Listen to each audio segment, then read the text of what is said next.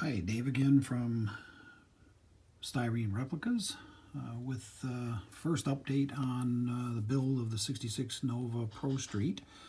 Been working on flash and seam lines. This kit, the flash has flash. Seam lines, let's see if I can get this in here. Sorry for the jumping around.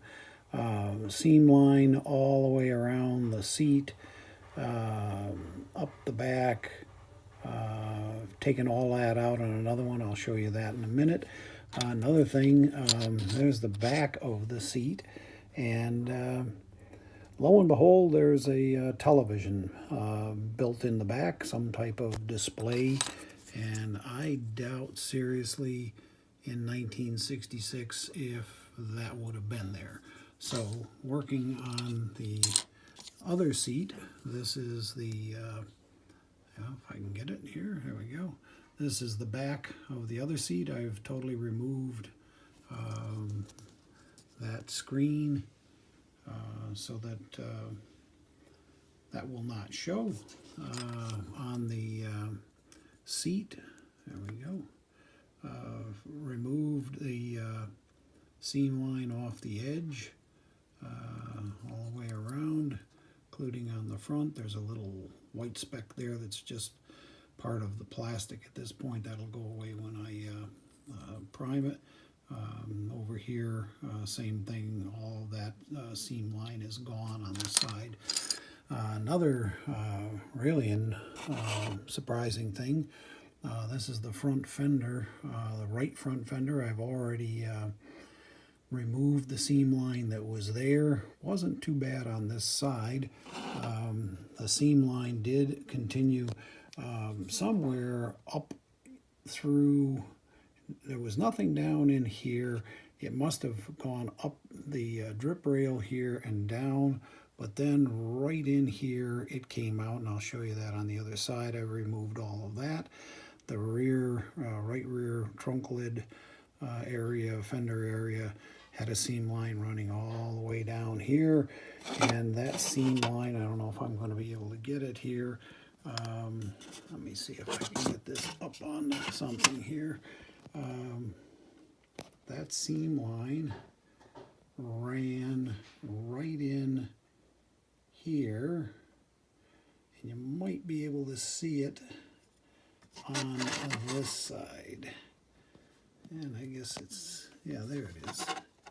It's right up there at the top, and it runs around that corner, and I believe right on the top of this indentation where there's a panel.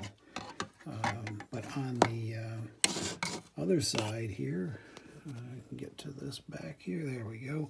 There is the seam line that ran down from that drip rail, ran across there all the way down the fender. It's a very sharp line there, and there's even a little tiny divot right there. Now, I don't know whether I'll have to fill that, or I may be able to get rid of that when I'm sanding out the seam line. The front fender on the right is terrible.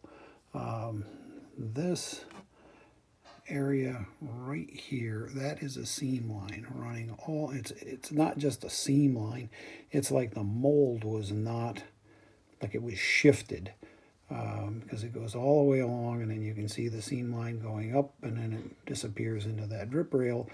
This is far worse than the other side. This is actually you can I'm actually catching the pointer on that, and it is just a terrible, terrible line there. So that's going to require a significant amount of removal. In addition, there are pieces. This is the inner fender wells, which are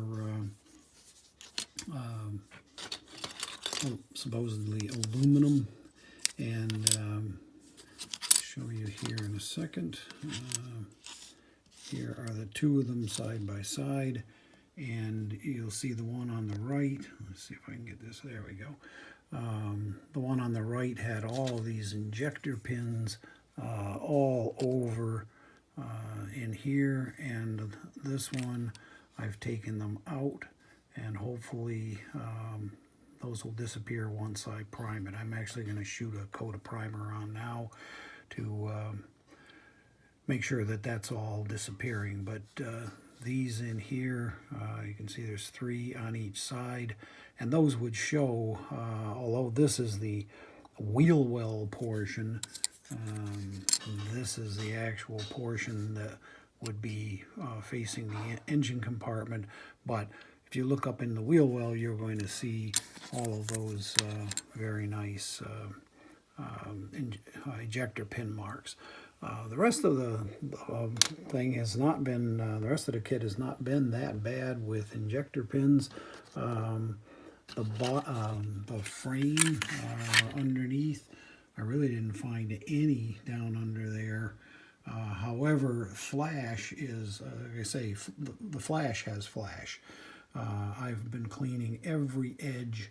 You can see some of the remnants left on there because they're just, there's flash and parting lines, and it's just been taking a lot of sitting and scraping away. Also, right in, let me see if I can get it right in here, there was, I think it said TMGM in fairly large letters right in here. They were raised letters, so I've taken that out as well. One last thing on the kit, I noticed that there is no roll bar with the kit.